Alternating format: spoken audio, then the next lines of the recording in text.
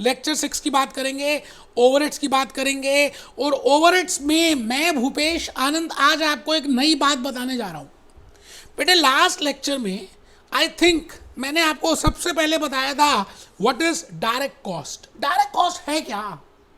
When I say direct cost, it means direct material, it means direct labor, it means direct expense. And all direct costs incurs in the factory department. You know that. But in factory department, there are two types of costs which are being incurred. One is the direct cost and second is indirect cost. Office department में just indirect cost incur होती है, selling में just indirect होती है, research में just indirect होती है, but एक इकलौता फैक्ट्री डिपार्टमेंट है जहां पर डायरेक्ट भी और इनडायरेक्ट भी दोनों होती हैं। और मैं भूपेश आनंद इस समय आपको फैक्ट्री ओवरहेड्स की डिस्ट्रीब्यूशन की बातें कर रहा हूं। फिर मैंने आपको समझाया कि there are two types of departments, production departments and service departments. फिर मैंने आपको बताया what is the meaning of allocation and apportionment, how we can do allocation and how we can apportion it, when to do allocation and when to do apportionment. उसके बाद बेटे मैंने आपको logically बताया कि भाई अगर आप अपोर्शनमेंट करते हैं तो उसको हम जो पहली बार अपोर्शनमेंट करते हैं तो उसको बोलते हैं प्राइमरी डिस्ट्रीब्यूशन। अच्छा, जब प्राइमरी डिस्ट्रीब्यूशन करते हो और आप अपोर्शनमेंट करते हो तो आप एक बेस को माइंड में रखकर डिवाइड करते हो, क्योंकि आप डायरेक्टली उसको उठा के उस डिपार्टमेंट में पटक नहीं सकते, because that has been incurred common. Electricity bill common हुआ, आपको नहीं पता कितना कितना कितना किसके लिए, बिकॉज आपने सबमीटर्स नहीं लगाए हुए। तो आप क्या करेंगे, एक पर्टिकुलर बेस की हेल्प से उसको डिस्ट्रीब्यूट करेंगे। आई थिंक आपको यहां तक बात समझ आ रही है। अच्छा, एक बार आपने प्राइमरी डिस्ट्रीब्यूशन कर दिया, एक बार अपोर्शनमेंट कर दिया, तो जो सर्विस डिपार्टमेंट्स हैं उनकी कॉस्ट भी हमें डिस्ट्रीब्यूट करनी होती है, उसको बोलते हैं री अपोर्शनमेंट और सेकेंडरी डिस्ट्रीब्यूशन। अब ये जो सर्विस डिपार्टमेंट की कॉस्ट मैं प्रोडक्शन में ले जाकर पटक दूंगा उनके माई बाप के पास, जिसका कोई नहीं उसका तो खुदा है यारो। उस खुदा के पास जब मैं अपोर्शन कर दूंगा, उस खुदा के पास जब मैं पटक दूंगा, खुदा कौन? Production departments. There are 3 methods for that, हमने डिस्कस किया था। एक मेथड का नाम था डायरेक्ट मेथड, एक मेथड का नाम था स्टेप मेथड। लास्ट लेक्चर में मैंने आपको 2 इलस्ट्रेशंस बताई, as per direct method and as per step method.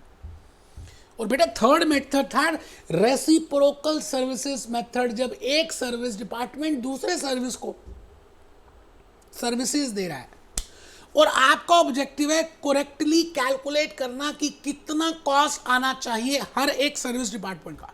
बेटे जो अभी तक आपने मेथड यूज किए, एक तो डायरेक्ट मेथड यूज किया और दूसरा आपने कौन सा मेथड यूज किया? Step method. अगर आप ध्यान से देखें दोनों मेथड्स में जुगाड़ था, एक्यूरेसी नहीं थी। आप एक्यूरेटली नहीं कह सकते कि यही कॉस्ट है इस सर्विस डिपार्टमेंट की, क्योंकि पहले केस में जब आपने डायरेक्ट मेथड यूज किया तो you have not bifurcated, you have not taken to account that if one service department is giving service to another service department, we have ignored that, we have directly charge, we have directly apportion, we have directly divided service department cost only to production departments.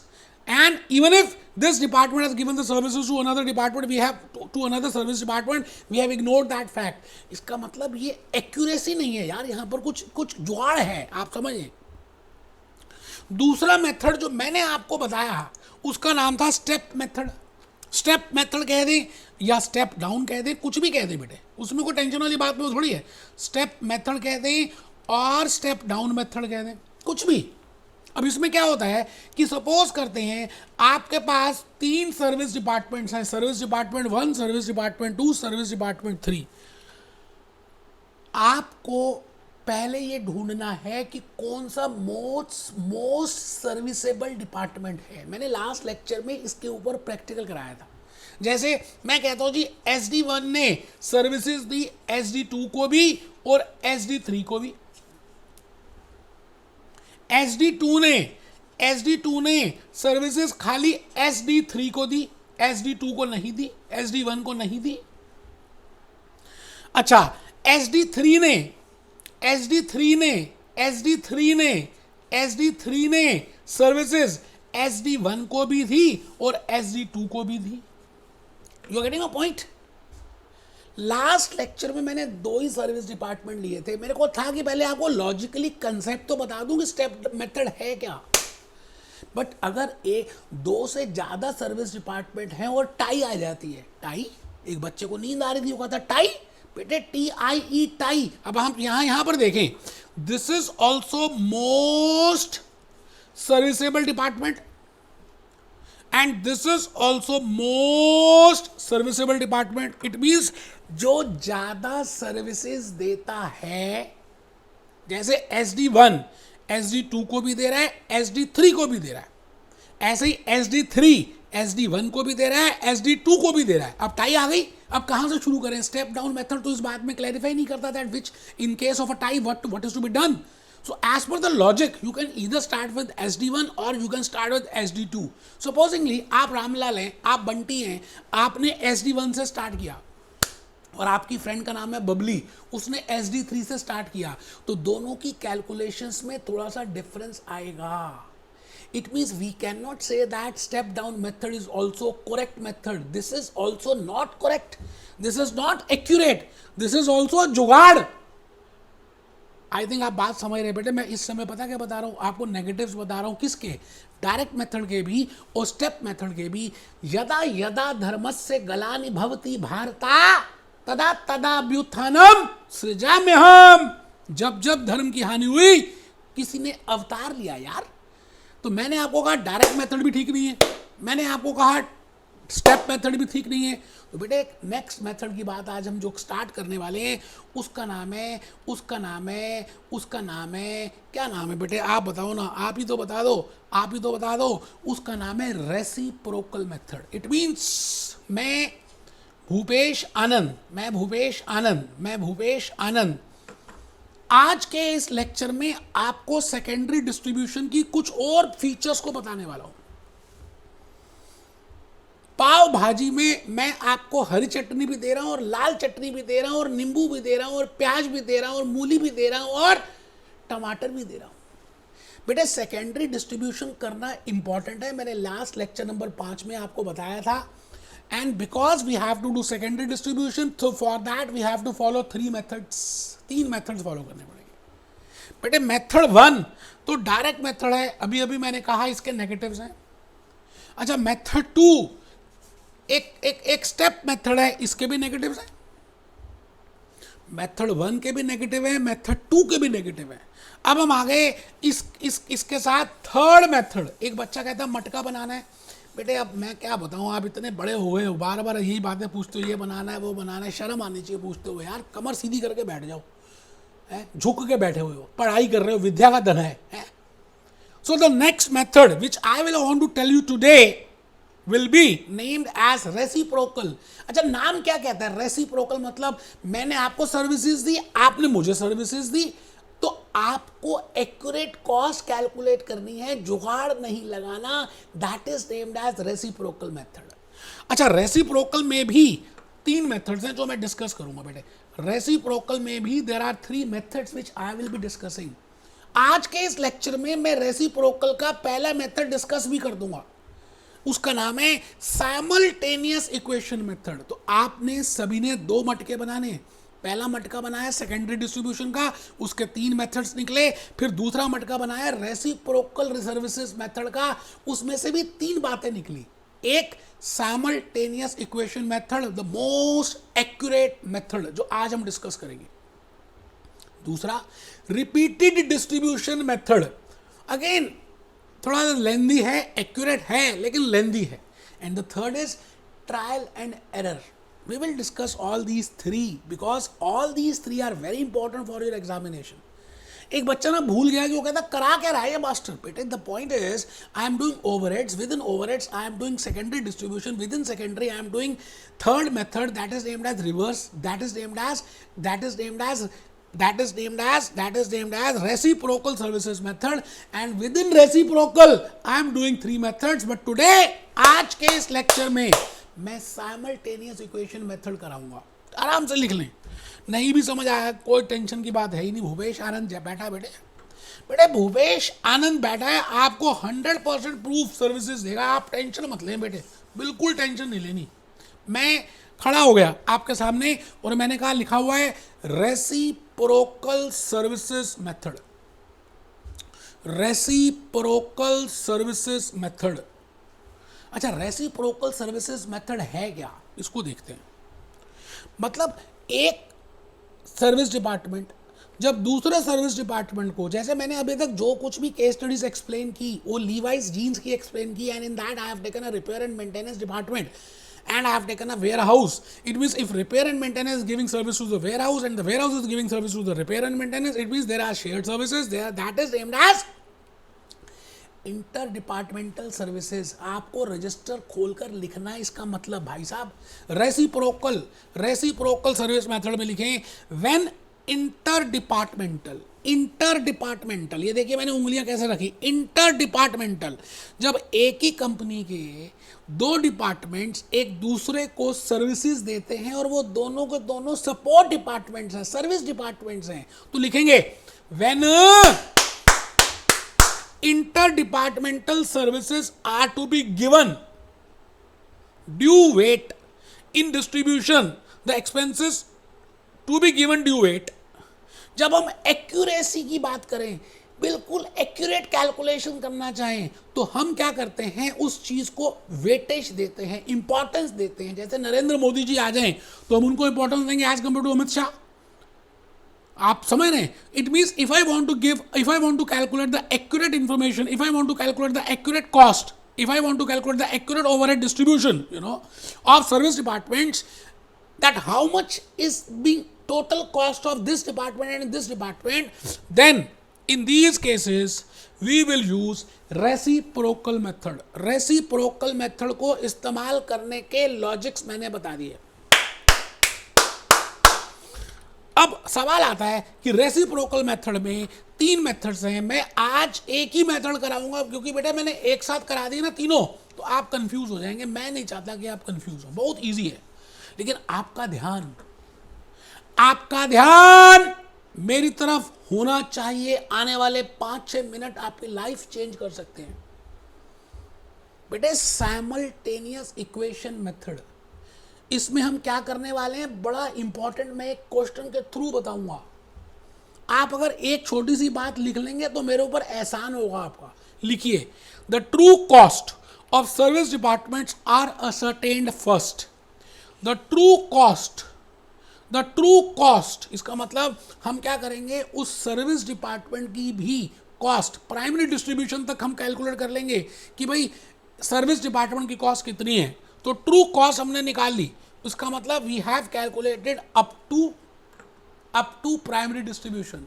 The true cost of the service departments are ascertained first. हम सबसे पहले service department की cost को up to primary distribution तक calculate कर लेंगे। It means we will calculate how much is the cost, total cost incurred for repair and maintenance, and how much is the cost which is incurred for warehouse without considering their interdepartmental services। अभी देखेंगे distribution कैसे करना है, वो देखेंगे। आई think आप बात समझ रहे हैं, ठीक है। With the help of simultaneous equations, बेटे मैं आज इक्वेशन बना के दिखाऊंगा। 3rd 4th क्लास में आपने ऐसी इक्वेशंस बनाई हुई हैं, बड़ी इजी हैं, कुछ मुश्किल है ही नहीं यार। हम यहां पर एक इक्वेशन को, इसको बोलते हैं साइमल्टेनियस, मतलब दो इक्वेशंस, हम दोनों को आमने सामने रख देंगे, फिर दोनों में से कुछ चीज़ों को कैलकुलेट करेंगे, कुछ कैंसिल करने की कोशिश करेंगे और हम वैल्यू निकालेंगे। जो भी वैल्यू आएगी उसको दूसरी इक्वेशन में पुट कर देंगे। एक बच्चा कहता है मैंने मैथमेटिक्स ही नहीं की। बेटे मैथमेटिक्स की ज़रूरत ही नहीं है, आप मेरी बात को ध्यान से सुन तो लो, लिख तो लो। बेवकूफ, लिखो, हेडिंग लिखिए, simultaneous equation method। The true cost of the service departments are ascertained first। ऐसा मानिए कि जर्मन लैंग्वेज आपको लिखनी है, अभी मैं पूरा ड्रामा करके आपको समझाऊंगा। तो आप लिखें, firstly we will calculate the cost of the service departments with the help of simultaneous equations। I will tell you how we can calculate with the help of simultaneous equations। These are then distributed। These का वही वाली cost कौन सी जो आपने निकाली है, किससे, simultaneous equation से। कैसे, वो मैं बताऊंगा। Will be distributed among production departments. इसका मतलब जो भी कुछ मैंने जुगाड़ करना था कि एक सर्विस ने दूसरे को दी, दूसरी ने पहले दी, मैं वो जुगाड़ सब पहले कर लूँगा, अभी बताऊँगा। फिर लास्ट में जब वो सब जुगाड़ करके मेरे पास कॉस्ट आ गई, उसकी मैं डिस्ट्रीब्यूशन कर दूंगा कहाँ, प्रोडक्शन डिपार्टमेंट्स में। ठीक है जी, on the basis of given percentage. मुझे मालूम है बेटे आपको समझ नहीं आ रहा, कोई टेंशन की बात ही नहीं यार। भूपेश आनंद बैठा ना, मैं सीए, मैं सीएस, मैं सीएमए, मैं यूएसए और मैं ही लंदन। आइए इस केस स्टडी की हेल्प से ए टू जेड सब कुछ बता दूंगा यार, कुछ रहने नहीं दूंगा अपने पास, आप बस लिखते जाओ, मुझे खून दो। A factory is having 3 production departments. एक फैक्ट्री के पास 3 प्रोडक्शन डिपार्टमेंट्स हैं। आई थिंक आपको मालूम है what I mean by production departments, those departments who are producing something. As I have taken an example of Levi's company, let there be 3 production departments. One production department is producing jeans, and second production department is going for t-shirts, and third production department is manufacturing shirts. So there are 3 production departments, A, B, C, okay, and 2 service departments. You have to write it down, my dear friends. You have to write it down. लिखना है, सोचना नहीं है, actions करने हैं यार। कमर सीधी करके बैठो। और 2 सर्विस डिपार्टमेंट्स हैं, repair and maintenance and warehouse. ठीक है जी, बहुत बढ़िया, बहुत ही बढ़िया। इनडायरेक्ट कॉस्ट, अब मैंने आपको कुछ जानकारी मुहैया कराई। सर जानकारी मुहैया, I have given you some information, you know, and on the basis of that information, you have to find out that how much will be the cost of those service departments. So I have given you the indirect cost as per primary distribution. I have written there primary distribution. मैंने वहाँ पर primary distribution लिखा है कि भाई production department 1 की जो cost है वो मान लेते हैं 8 लाख है। एलोकेशन भी किया, अपोर्शनमेंट भी किया मैंने, उसके बाद 7 लाख इसकी निकाल ली, 5 लाख इसकी निकाल ली, 2,34,000 इसकी निकाल ली और 3 लाख वेयर हाउस की निकाल ली। एक बच्चा कहता है ये कैसे किया? बेटे मैंने लेक्चर 3A में पूरा प्रैक्टिकल कराया है कि अपोर्शनमेंट कैसे करते हैं, और लेक्चर 3 में उसका बेस दिया है कि भाई है क्या apportionment, what are the basis. तो अगर आपने वो लेक्चर 3A नहीं देखा तो पूरी केस स्टडी कंप्लीट करके आए, फिर इसको लेक्चर को देखें। बिकॉज यहाँ पर ये जो 8 लाख की फिगर आई, ये जो 7 लाख आया, ये जो 5 लाख आया, ये जो 2,34,000 आया, ये जो 3 लाख आया, I have already told you the procedure that with the help of that procedure I can calculate this. I think आप बात समझ रहे हैं? मतलब मैंने प्राइमरी डिस्ट्रीब्यूशन किया, मतलब मैंने एलोकेशन भी किया, मैंने अपोर्शनमेंट भी किया, इसका मतलब मैंने बेसिस भी यूज किए, और अभी सेकेंडरी नहीं किया। सेकेंडरी तो मैंने अभी बताना ही है ना यार, सेकेंडरी का तो रेसिप्रोकल सर्विसेज मेथड बता रहा हूँ। इट मीन्स ये क्वेश्चन में गिवन था, ठीक है जी। उसके बाद और भी कुछ बातें गिवन थी, आप पहले उसको लिख लें, जल्दबाजी ना करें। जो बेवकूफ़ बच्चे हैं वो लिख ही नहीं रहे। The expenses of repair and maintenance, the service department 1 and warehouse the service department 2 are apportioned as follows। वो कहते हैं कि हमने देखा कि जो रिपेयर एंड मेंटेनेंस है उसका 20% खर्चा जीन्स में या प्रोडक्शन डिपार्टमेंट 1 में जाना चाहिए, और 40% खर्चा प्रोडक्शन डिपार्टमेंट 2 में जाना चाहिए, और 30% सर्विसेज उसने प्रोडक्शन डिपार्टमेंट 3 में दी, और 10% सर्विसेज उसने वेयर हाउस को दी। इट मीन्स रिपेयर का ये जो आपने खर्चा कैलकुलेट किया है, इसमें 2,34,000 रुपये की फिगर है। ये 2,34,000 वो कहते हैं जी इस तरह से डिस्ट्रीब्यूट होने चाहिए, because they have repair and maintenance as given services like this, okay.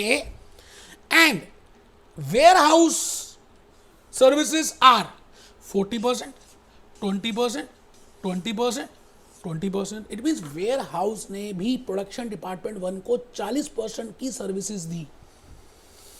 इसका मतलब वेयर हाउस की जितनी कॉस्ट होगी उसका 40% हम प्रोडक्शन डिपार्टमेंट 1 में डाल देंगे, 20% प्रोडक्शन डिपार्टमेंट 2 में डाल देंगे, 20% प्रोडक्शन डिपार्टमेंट 3 में डाल देंगे, और 20% रिपेयर एंड मेंटेनेंस में भी चार्ज कर देंगे, because repair and maintenance also has taken the services from warehouse. It means it is a case of shared services, it means it is a case of inter departmental services. I think आप बात समझ गए। इसका मतलब मैं इसकी cost यहां पर, यहां पर, यहां पर और यहां पर डाल दूंगा। अब अगर आप ध्यान से देखें तो रिपेयर की कुछ कॉस्ट वेयर हाउस में जानी चाहिए, क्योंकि हम एक्यूरेट कैलकुलेट कर रहे हैं, और फिर जब हम ऐड कर देंगे तो वेयर हाउस की कुछ कॉस्ट रिपेयर में आनी चाहिए। फिर रिपेयर की कुछ कॉस्ट वेयर हाउस में जानी चाहिए, because repair has given the services to warehouse and warehouse has given services to repair. तो ये बेटा ये एक ना ये क्या हो जाएगा, भूल भुलैया हो जाएगा। तो मैं क्या करूँगा, अगर मुझे साइमल्टेनियस इक्वेशन मेथड ही फॉलो करना है और मुझे ओवरहेड्स डिस्ट्रीब्यूट करने हैं, तो मैं क्या करूँगा बेटे, मैं डायरेक्टली 2,34,000 रुपये का ये जो 2,34,000 है वो 3 लाख है। एक बच्चा कह रहा है, पता क्या कह रहा है, वो कह रहा है जी ये जो 2,34,000 की कॉस्ट है, इसका 20% निकाल दो, इसका 40 निकाल दो, इसका 30 निकाल दो, इसका 10 निकाल दो। ठीक है, बिल्कुल ठीक है। अब इसके बाद जब इसकी कॉस्ट आएगी, ये जो आ गई जी 3 लाख आ गई, 3 लाख तो थी यहाँ पर। अच्छा 3 लाख में 23,400 ऐड कर देते हैं, तो ये आ गई जी 3,23,400। अच्छा 3,23,000 का फिर कुछ परसेंट यहाँ पे आ जाएगा, कुछ यहाँ पर आ जाएगा, कुछ यहाँ पर आ जाएगा, फिर कुछ रिपेयर में आ जाएगा। अब फिर रिपेयर का प्रोसेस स्टार्ट करो। आई थिंक आप प्रॉब्लम समझ रहे हैं। अगर आपको 100% एक्यूरेसी चाहिए और आपको जल्दी करना है, तो दोनों प्रूफ है बेटे साइमल्टेनियस इक्वेशन मेथड। मैं वही कराने जा रहा हूं। मैं क्या करूंगा, इसमें 2 इक्वेशंस बनाऊंगा। सर इक्वेशंस बनाएंगे? हाँ, मैं ये मानूंगा कि ये जो रिपेयर एंड मेंटेनेंस डिपार्टमेंट है और ये जो वेयर हाउस है, ये जो रिपेयर एंड मेंटेनेंस है और ये जो वेयर हाउस का डिपार्टमेंट है, जो सर्विस डिपार्टमेंट है, मैं ये अज्यूम करूंगा कि इनकी बेटे 2,34,000 थी ना फिगर, 2,34,000 थी ना।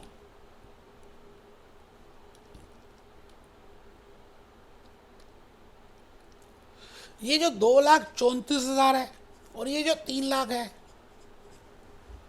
बट एक्चुअली में ये रिपेयर मेंटेनेंस की कॉस्ट 2,34,000 है नहीं, इसमें कुछ और भी ऐड होना चाहिए। क्यों? क्योंकि रिपेयर एंड मेंटेनेंस ने वेयर हाउस से सर्विसेज ली हैं और वेयर हाउस ने कितनी सर्विसेज दी? वेयर हाउस ने कितनी सर्विसेज दी? 20%। इसका मतलब 20% ऑफ वेयर हाउस होना चाहिए। इसी तरह से वेयर हाउस की कॉस्ट 3 लाख नहीं है, क्योंकि इसने भी कुछ सर्विसेज ली रिपेयर एंड मेंटेनेंस से 10%, तो यहां पर ऐड होना चाहिए 10% ऑफ रिपेयर। आई थिंक आप बात समझ पा रहे हैं जो मैं कहना चाह रहा हूं। बेटे बिल्कुल आने वाले 5 मिनट आपके लिए प्रीशियस हैं। सब बातें छोड़ दो यार, सब कुछ छोड़ दो, मेरी बात को सुनो, मेरी आवाज सुनो। मैं आपसे ये कह रहा हूं that it is okay that we are given with 2,34,000 as the cost for repair and 3 lakh as the cost for warehouse. But my dear friends, I cannot directly divide 2,34,000. If I divide it, 2,34,000, because that is not the actual, because 2,34,000 plus this department has also taken some services from warehouse. So the total cost of repair and maintenance, let it be X. मान लेते हैं x है। जब आपको पता ना equation बनाते हैं, जब कुछ अननोन होता है तो हम उसको x मान लेते हैं। मैं कहता हूं जी x का मतलब है 2,34,000 प्लस 20% ऑफ। अब मैं मान लेता हूं ये वेयर हाउस की कॉस्ट y है, खाली समझाने के लिए, ऑफ y। इसी तरह से मैं अगर y की बात करूं तो मैं कह सकता हूं y is equal to 3 lakh plus 10% of x। एक बच्चा कहता है मैं ना सर मैथमेटिक्स नहीं करता हूं, क्या ये समझ आ जाएगा? बेवकूफ है यार तू, मैथमेटिक्स है ही नहीं, ये तो 3rd क्लास की इक्वेशंस हैं। मैंने कहा कि भाई इस डिपार्टमेंट की रिपेयर एंड मेंटेनेंस की टोटल कॉस्ट मान लेते हैं x है और वेयर हाउस की टोटल कॉस्ट मान लेते हैं y है। अब x किसके बराबर होगा भाई? इसकी अपनी 2,34,000 प्लस जो उसने सर्विसेज ली वेयर हाउस से, और वेयर हाउस से सर्विसेज कितनी ली उसने? 20%। तो मैंने लिखा 234 plus 20% of y। Similarly, I can calculate the cost for warehouse. Let that cost be y. It means it is equal to 3 lakhs plus 10% of x. बेटे बड़ा ही आसान है, कुछ मुश्किल है ही नहीं यार, सच कह रहा हूं आपको। मैंने आपके लिए पहले हैंड रिटन स्लाइड्स बनाई, जूस नोट्स बनाए, बुक्स बनाई, टाई पहन के आपके सामने खड़ा और फुल एनर्जी के साथ ड्रामे कर रहा हूं कि आपको लॉजिकली समझ आए। मैं खड़ा हूं और आप बैठे हैं, आप लिखें। बेटे ये 1-2 मिनट की बात और रहेगी, आपको तभी लॉजिकली समझ आएगा जब आप लिखेंगे। Let x be the overhead of repair and maintenance, let x dollars, let x pounds, let x rupees, let x yen be the cost of repair and maintenance, and let y be the total overheads of warehouse. मैंने कहा जब कोई चीज मुझे नहीं पता होती तो मैं x और y मान लेता हूं। तो मैंने कहा let x be the total cost of repair and maintenance department, service department, and let y be the total cost of warehouse. So x is equal to, ये अभी इक्वेशन मैंने निकाल के दिखाई है, 20% ऑफ y को मैंने 0.2 लिख दिया। लिख सकता हूं या नहीं? हाँ बेटे लिख सकते हैं। And y is equal to 3 lakhs plus 10% of x। मैं रुक गया हूं बेटे। x is equal to 2,34,000 plus 0.2 y, y is equal to 3 lakh plus 0.1 of x। I think ये दोनों इक्वेशंस आपको समझ आ रही हैं बेटे। Let it be equation 1 and let it be equation 2। I think आप बचपन से सीखते आ रहे हैं, भले आपने मैथमेटिक्स लिया हो आगे या नहीं लिया हो, इन दोनों को सॉल्व कर सकते हैं। एक बच्चा कहता है सॉल्व करने की भी जरूरत नहीं है, आपको पता है x की वैल्यू इतनी है तो y की वैल्यू यहां पुट कर दीजिए। बिल्कुल ठीक बताया बेटे, सॉल्व करने की भी जरूरत नहीं है, आप डायरेक्टली ऐसे भी कर सकते हैं। x is equal to 2,34,000 plus 0.2 बेटे 3 lakh plus 0.1 x, bracket close. आराम से बेटे, कुछ जल्दी थोड़ी है यार। x is equal to, bracket खोलते हैं बेटे, ब्रैकेट धीरे धीरे ओपन करेंगे, धीरे धीरे ब्रैकेट ओपन करेंगे, 2,34,000 प्लस बेटे 20% निकालना है 3 लाख का, ये तो बिना कैलकुलेटर के भी हो जाएगा, 60,000 plus 0.2 into 0.1 that comes to 0.02x। मैं रुक गया हूं जी। सर आप रुक गए? हाँ मैं रुक गया। ये लो, मैंने आपके सामने x की वैल्यू x की इक्वेशन में, इक्वेशन 1 में इक्वेशन 2 की वैल्यू पुट कर दी और धीरे धीरे ब्रैकेटों को खोलने लगा। धीरे धीरे प्यार को बढ़ाना है, हद से गुजर जाना है। तो मैंने लिखा x is equal to 2,34,000 plus 60,000 plus 0.02x। बेटे गधे एक तरफ ले आओ, घोड़े एक तरफ रहने दो, x माइनस 0.02x, क्योंकि जब ये वाला गधा घोड़ा बनेगा तो नेगेटिव हो जाएगा, इज इक्वल टू 2,34,000 प्लस 60,000। आराम से यार, मैं तो कहता हूँ तीसरी क्लास नर्सरी में आजकल ये कराते होंगे बेटे। अच्छा यहाँ पे कुछ नहीं है तो इसका मतलब हमें पता 1 है। अच्छा 1 में से 0.02 चला गया तो 0.98x बच गया, इज इक्वल टू 2,94,000। मैं भूपेश आनंद आगे चलूंगा नहीं जब तक आप यहां तक नहीं पहुंचोगे। एक बच्चा कह रहा है वो 0.98 कैसे आ गया? यार x माइनस 0.02x करना है तो x का कोफिशिएंट तो 1 ही होता है ना। 1 में से 0.02 लेस करेंगे तो क्या 0.98 नहीं आएगा? गधे एक तरफ कर दो, घोड़े एक तरफ कर दो। मैं आपके सामने यहां पर खड़ा हूं, मैं कहता हूं जी 0.98x is equal to 0.98x is equal to 2,94,000। 2,94,000। यार अब आगे मत कहना x is equal to 2,94,000 divided by 0.98।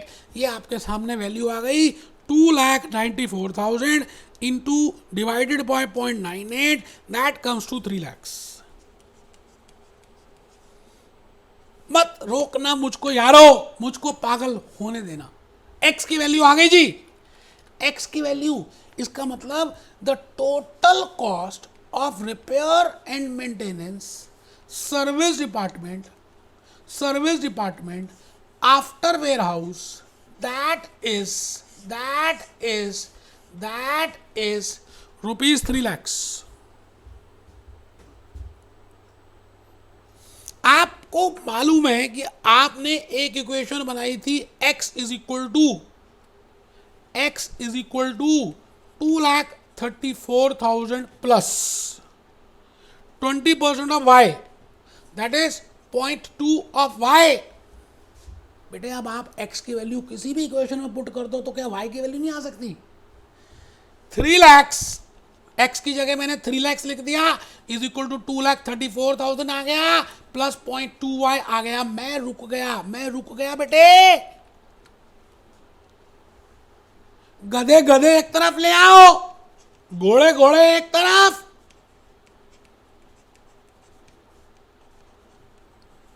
लो जी, 3 लाख में से 2,34,000 लेस कर दो, ये आ गया जी 66,000 रुपीज कह दें, डॉलर्स कह दें, येन कह दें।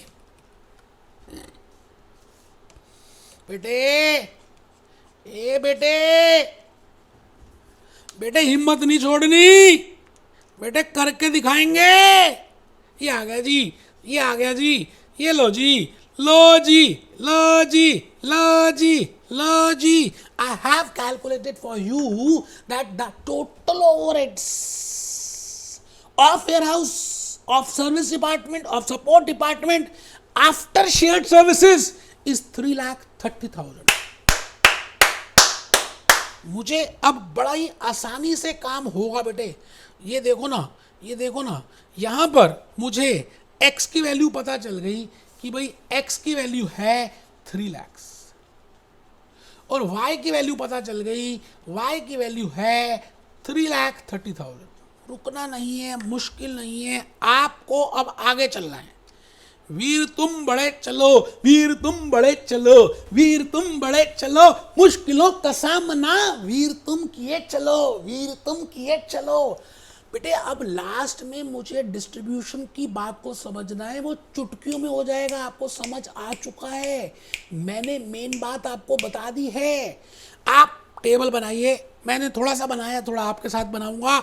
Distribution of overheads, I think this is a cost which is already given to me, that is after primary distribution, they have given to me that production department one cost is 8 lakhs, it is 7 lakhs, it is 5 lakhs, this is already given। एक बच्चा कह रहा पता नहीं बेटा ये given है। अच्छा बेटे अब आप ये बताओ, अभी आपने x की और y की वैल्यू निकाली, बताओ ना बेटे, बताओ। x की वैल्यू 3 lakhs निकाली, मतलब रिपेयर एंड मेंटेनेंस की कॉस्ट 3 lakhs निकाली। अच्छा, और वेयर हाउस की 3,30,000 निकाली, मतलब एक दूसरे को सर्विसेज देने के बाद टोटल इनके ओवरहेड्स 3 लाख है। अच्छा, आपको मालूम ही है ना कि आपने इसको 10% सर्विसेज दी हैं, तो 3 लाख में से 30,000 लेस कर दो तो बेटे 270 ही तो आएगा। और वेयर हाउस ने रिपेयर को 20% सर्विसेज दी हैं, तो 3,30,000 में से 20% लेस कर दो, 66,000, 66,000, तो बेटे फिगर आएगी 2,64,000। बस बेटे हो गया काम। अब आपने 2,70,000 को production department 1, production department 2, production department 3 में डिस्ट्रीब्यूट करना है। No need to divide to warehouse because you have already taken care of. आपने उसका पहले से ही जुगाड़ कर दिया था, आपने उसको पहले से ही ध्यान में रख लिया था, क्योंकि आपने जो 2,70,000 की कॉस्ट निकाली वो 3 लाख पे निकाली, और 3 लाख में ऑलरेडी आपने वेयर हाउस से जो सर्विसेज थी उसकी कॉस्ट ऐड कर दी थी with help of that equation. तो आपको अब 2,70,000 डिवाइड करना है, और ये बाय चांस की बात है, आपको क्वेश्चन में गिवन है, वैसे तो नहीं भी गिवन होता तो मैं आपको नेक्स्ट लेक्चर में बताऊंगा कि कैसे डिस्ट्रीब्यूट करना है। ये बेटे 20%, ये 40%, ये 30%, जरा निकालना। 2,70,000 का 20%, बेटा ये 54,000 आ रहा है। 2,70,000 का 20%, आप चेक करिए, आप चेक करिए, आप चेक करिए, आप चेक करिए। 2,70,000 का, अच्छा 2,70,000 का, मैं बेटा थोड़ा शायद कुछ और कर दिया। 2,70,000 का 20, 40, 30, 20, 40, 30, ये आ गया जी 270।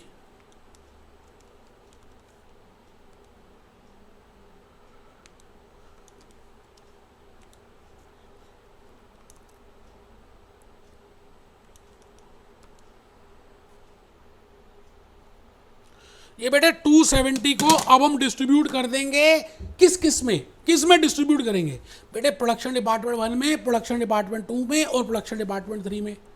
आई थिंक आपको बात लॉजिकली समझ आ गई है। देखिए अब वो 270 कैसे डिस्ट्रीब्यूट होगा, वो उसकी रेशो आपको जनरली गिवन होगी, नहीं भी गिवन है तो हम अज्यूम कर रहे हैं, कोई बात नहीं, मैंने वहाँ दी हुई है। वैसे आप देखिए, आप ये देखिए ना बेटे, आप ये देखिए ना, आपको मैंने दी हुई है, क्या दिया बेटे? 20, 40, 30, तो 2:4:3। आइए 2:4:3 कर देते हैं। 2:4:3, 2:4:3, 4, 3, 7 और 2, 9, 2,70,000 divided by 9, that comes to 30, 30 into 2 that comes to 60,000। ये लीजिए 30 into 4 120, 30 into 3 190। It means simultaneous equation में आपने ऑलरेडी शेयर सर्विस डिपार्टमेंट की कॉस्ट का जुगाड़ कर दिया था। जब आप डिस्ट्रीब्यूट करने लगेंगे तो आप खाली प्रोडक्शन डिपार्टमेंट में डालेंगे और उसकी परसेंटेज नहीं, फिर रेशो ले लेंगे। ठीक है, तो 2,70,000 को 2:4:3 में करेंगे। इसी तरह से 2,64,000 that is the cost of warehouse will be divided in the ratio of 4:2:2। आइए जी, आओ जी, आओ जी, दिल से दिल मिलाओ जी। ये लो जी 4:2:2, 4 और 2 6 और 2 8, 2,64,000 का भाग कर दीजिए 8 से, ये आ गया जी 33,000। 33,000 इंटू 4 दैट कम्स टू 1,32,000। मुश्किल है ही नहीं। जब आप करने लगेंगे तो कुछ मुश्किल लगेगा ही नहीं यार। और भूपेश आनंद जब लॉजिक बता रहा है, कंसेप्ट बता रहा है, प्रैक्टिस करा रहा है, बेटे और क्या आपके घर ही चलता है, उससे ज़्यादा तो और कुछ नहीं कर सकता। I think you are getting my point, you know. And then we have calculated that this much is the total cost, total indirect cost, total overheads of production departments. Now we can calculate the accurate cost of these production departments because we have added service departmental costs also. Now we can take a correct decision. अब हम एक अच्छी decision ले सकते हैं और उसको absorb कर सकते हैं बेटे। इसको खींच के नीचे ले आएंगे, किसको? 9,92,000 को खींच के नीचे ले आएंगे। भाई कितनी जीन्स बनाई, भाग कर देंगे नंबर ऑफ जीन से। इसका मतलब हम एक जीन पे कितना खर्चा डालना है उसको रेट को कैलकुलेट करने का नाम है एब्जॉर्प्शन रेट। अभी आ रहा है बेटे, एब्जॉर्प्शन आ रहा है। आज तो लेक्चर नंबर 6 या 5 जो भी है, धीरे धीरे एब्जॉर्प्शन आएगा। अभी 2 मेथड्स और कराना है मुझे, रिपीटेड डिस्ट्रीब्यूशन कराना है, ट्रायल एंड एरर मेथड कराना है। मैं अभी एक एक लेक्चर लूंगा रिपीटेड डिस्ट्रीब्यूशन और ट्रायल एंड एरर को समझाने के लिए, उसके बाद कराऊंगा एब्जॉर्प्शन। मुझे तो जल्दी नहीं है, मुझे तो लॉजिक्स कराने हैं, मुझे तो आपको सारी बातें बतानी है। अब आप देख लीजिए, आप पता नहीं झुक के पढ़ रहे हैं, लेट के पढ़ रहे हैं, बेवकूफ़ हैं, टेबल चेयर पे नहीं बैठते, कमर सीधी नहीं रखते, कैलकुलेटर बाहर नहीं निकालते, केस स्टडी लिखते नहीं। आपको लगता है नॉर्मल यूट्यूब लेक्चर है, कोई बात नहीं बेटे, क्या कर सकते हैं, दोबारा पेपर देना। Be happy, B jolly, B cheerful, be happy, B jolly, B cheerful.